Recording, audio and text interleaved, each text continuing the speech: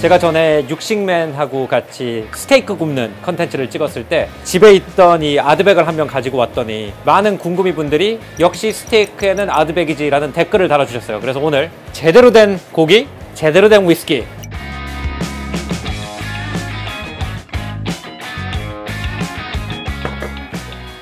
오, 기대된다.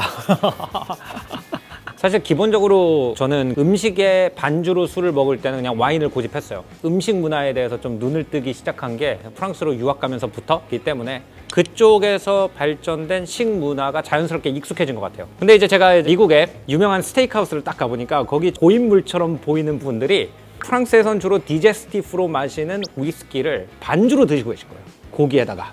그래서 이제 거기서 감명을 받아가지고 제가 60명 컨텐츠 찍을 때도 집에 있던 아드백을 가져갔던 거고, 어떤 나라 문화나 그 나라의 전통 식문화와 같이 발달한 술 문화가 있단 말이에요. 굉장히 기름진 중국 음식을 먹을 때는 바이조를 같이 먹었을 때 그 사탕수수 향이 쫙 올라오면서 조합되는 그 맛이 있고, 김치 삼겹살 같은 굉장히 자극적인 한국 음식을 먹을 때는 소주랑 먹어야만 만들 수 있는 어떤 조합이 있는 거죠.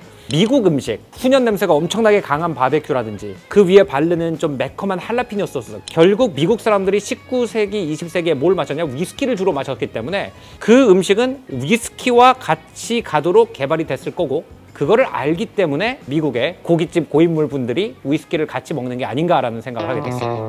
오, 나왔다. 와.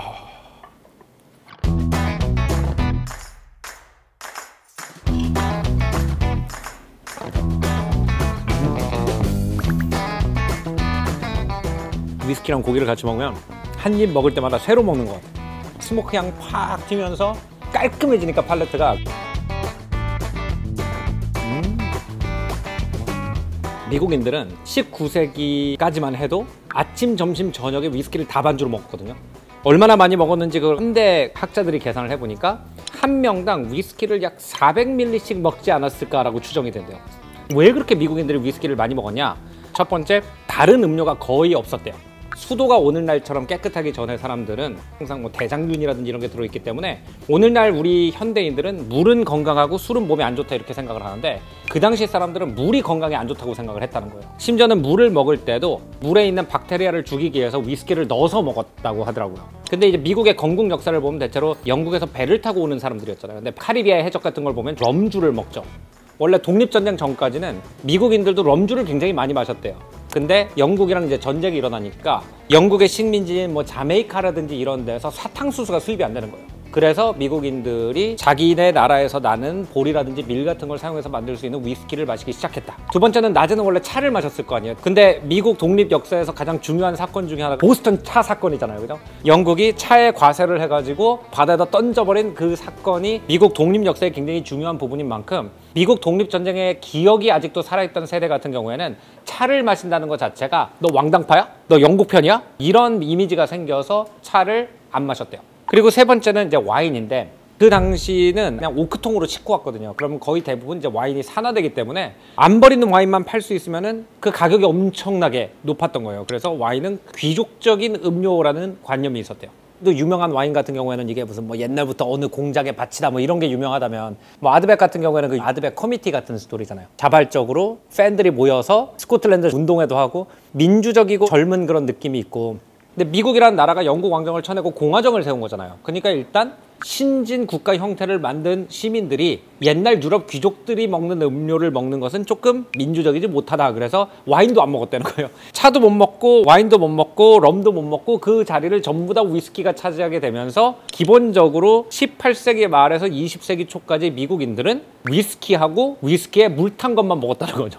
미국이 독립전쟁에서 승리한 다음에 일대 재무부 장관이 된 사람이 알렉산더 해밀턴이잖아요. 이 알렉산더 해밀턴이 굉장히 전쟁에 돈을 많이 썼는데 이 재정에 구멍이 난 걸 뭘로 메울까 이제 생각을 하다 보니까 사람들이 위스키를 엄청 많이 마시더라는 거예요. 그래서 세금을 걷기 위해서 위스키 텍스를 만들었어요. 미국 역사에 기록된 첫 번째 반정부 운동이 위스키 레벨리언이에요. 그것만 봐도 이제 그 사람들한테 위스키가 얼마나 중요했는지를 알 수 있고, 지금 같은 경우에는 위스키를 향과 맛을 그대로 느낄 수 있는 이 니트 형태 또는 약간 물을 타서 마시지만, 에어컨 없던 시대 미국 남부에 앉아있다 생각해보면 막 42도예요. 그러면 위스키 니트로 먹고 싶지 않잖아요. 그런 경우에는 줄랩이라고 하는 시원한 칵테일을 만들어서 먹었고, 겨울에는 토디스라고 위스키에다가 뜨거운 물을 섞고 그 안에다 설탕을 넣어가지고 먹기도 했다고 그러더라고요.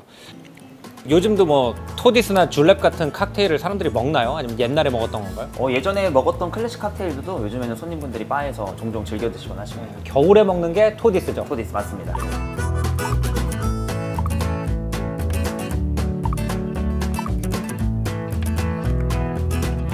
토디가 완성되었습니다. 기본적으로는 프랑스 사람들이 감기 떨어진다고 먹는 그로그랑 똑같은 레시피인데 프랑스는 와인이 많이 나는 나라니까 꼬냑을 넣고 스코틀랜드나 미국에서는 위스키를 많이 썼나 봐요. 맞습니다. 오, 그로그랑 맛 완전 다르다. 피트 향이 들어가니까 완전 다르네요. 우리가 영화에서 19세기 이제 미국 귀부인들이 앉아가지고 이렇게 시나몬으로 이거 적고 있는 거 있잖아요. 그거 보고 우리 차 마신다고 생각했지. 사실 위스키 마시고 계셨던 거야.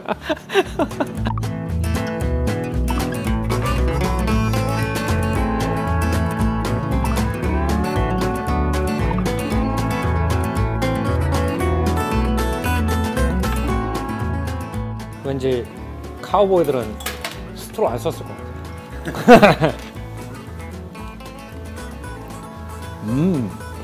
피트 향이 있는 모히토 같아요. 어디 폴치에 앉아가지고 엽총 이렇게 올려놓고 이거 들고 계시고 물을 먹는다고 지금까지 생각을 하고 있었죠. 위스키 드시고 계셨던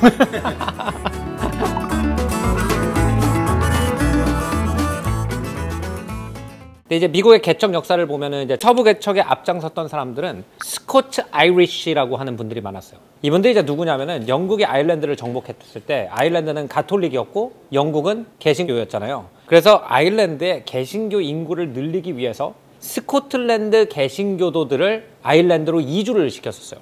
이분들이 척박한 땅을 개척해가지고 새로운 마을을 만드는 기술이 있었기 때문에 아일랜드에서 한몫 잡지 못한 분들은 또 개척할 땅이 있는 미주로 흘러가서 서부 개척자들의 주역이 됐다는 거예요. 그래서 서부 영화를 보면은 총싸움 잘하는 분들의 이름 중에 뭐 맥자가 들어가는 이름들이 많은 것이 그게 원래 스코틀랜드 계열의 이름들이어서 그렇고 스코틀랜드에서 아일랜드 개척 경험을 가지고 미국으로 넘어왔기 때문에 그냥 스카리시라고 안 부르고 스코츠 아이리시라고 부르고 서부 개척에서 가장 용감하게 싸우고 가장 척박한 데 가가지고 개간을 한 분들이라고 해요.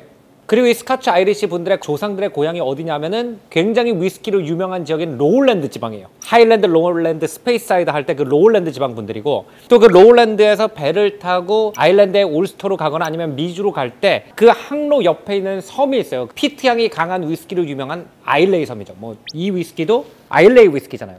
그다음에 이분들이 이제 미국에 가지고 개척자가 되잖아요. 그 당시에는 뭐 교역이 안 좋으니까 하이 퀄리티 스코치 위스키를 배로 가져와 가지고 드시지는 못했겠죠. 거의 대부분 핸드메이드 위스키, 홈메이드 위스키를 만들어 드셨을 거예요. 아마 개척자들한테 최고의 꿈은 성공해서 고향의 위스키를 직접 수입해서 먹는 게 아니었을까. 예를 들어서 뭐 유명한 스코틀랜드 출신 중에서 미국에 가가지고 백만장자가 된 사람 중에 철강왕 앤드류 카네기 같은 사람도 있고 부캐넌 같은 사람도 스코치 아이리시 출신이거든요. 근데 그 분들이 이제 성공을 하면 진짜 스코틀랜드 위스키를 수입해 먹었겠죠. 그래서 우리가 이제 머릿속에서 스코치 위스키를 멋있게 먹는 사람들, 그러면 성공한 미국의 백만장자들이 스코치잔을 딱 들고 시가를 딱 들고 있는 모습을 상상하게 되는데 그분들이 왜 그렇게 스코치 위스키에 대한 로망이 있었냐라고 생각을 해보면 아마 이분들이 글라스고에서 배를 타고 나갈 때 마지막으로 본 고향 땅이 아일레이였을 거거든요. 그러니까 아일레이 위스키에 대한 로망이 그분들도 있지 않았을까라고 즐거운 상상을 한번 해볼 수 있을 것 같아요.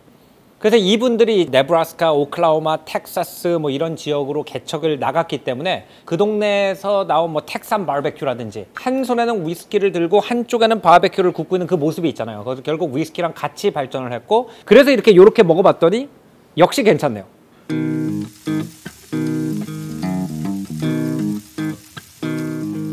제가 뉴욕에서 대학을 졸업할 때쯤 돼서 뭐 프레이 같은 셰프가 이 미국의 전통 대중 음식을 하이 퀴즈으로 이렇게 끌어올리는 트렌드가 있었거든요. 위스키를 여러 가지로 분류해서 와인의 마리아주를 찾는 것처럼 위스키 페어링을 찾는 유행이 그때부터 시작되고 있었어요. 제가 뉴욕에 아직도 살고 있을 때. 근데 요즘은 이 미국의 서북부에 오리건이나 몬태나 위주로 굉장히 유행을 많이 타서 심지어는 위스키 스납이라는 단어까지 생겼다고 하더라고요. 틱톡이나 유튜브 같은 데 보면은 위스키 스너브로 패러디한 쇼츠 영상이라든지 아니면 틱톡 비디오 같은 것도 굉장히 인터넷에 많이 떠돌더라고요. 웹사이트에 들어가가지고 요즘 오리건의 힙스터들이 위스키랑 뭘 먹나? 새로 뭔가 힙한 걸 어떻게 개발하고 있는지를 보니까 로스티드 너츠라든지 치즈, 뭐 살라미, 심지어 굴 이런 거하고도 여러 위스키를 매칭을 하더라고요.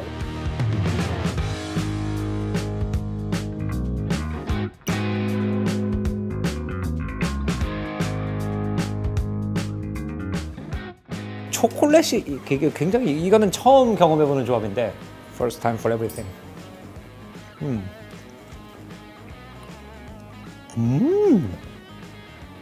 단 걸 물론 사람이 좋아하지만 약간 달기만 한 거를 약간 초딩 입맛 이렇게 묘사를 하잖아요. 초콜릿의 단맛을 초딩 입맛에서 어른 입맛으로 바꿔주는 역할을 하는 것 같아요. 티라미수 같은 데다 약 위스키나 꼬냑이나 리몬첼로 같은 거 넣으면 확 갑자기 없던 풍미가 올라오는 것 같은 그런 느낌이 확실히.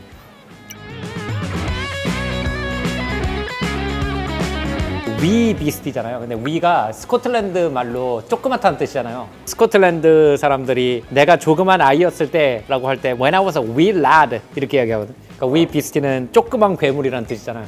얼마나 세면 조그만 괴물이에요. 조그만 따라요. 오씨. 이걸 왜 너츠라고 먹으라고 할까?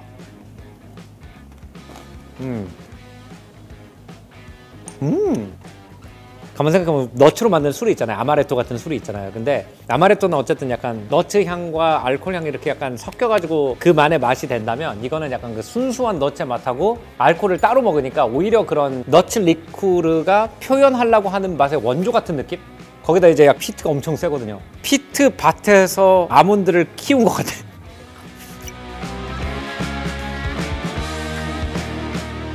나는 제일 궁금했던 조합이 해산물 위스키 조합. 해산물은 그냥 무조건 와인 아닌가? 라고 생각을 했었어서 이게 그때 내가 우리 집에 있었던 코리 브레카니. 오, 아는 맛이다. 코를 이렇게 쫙 뚫고 들어요.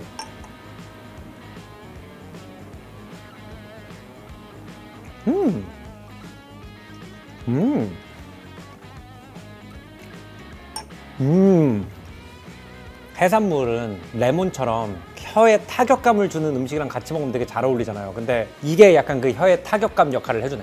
굴을 위스키랑 먹는다고 이게 좀 의아했거든요. 근데 생각해보니까 그 굴이 원래 찬바다 굴이 맛있잖아요. 그래서 뭐 미국에서도 메인 굴 되게 유명하고 프랑스에도 브리터니 굴 유명하고 그렇게 생각을 해보면은 스코틀랜드가 원래 찬 바다에서 건져 올린 굴을 싱글몰트랑 같이 먹었겠네요. 그러니까 굉장히 이것도 오래된 조합이었겠네 생각해보니까.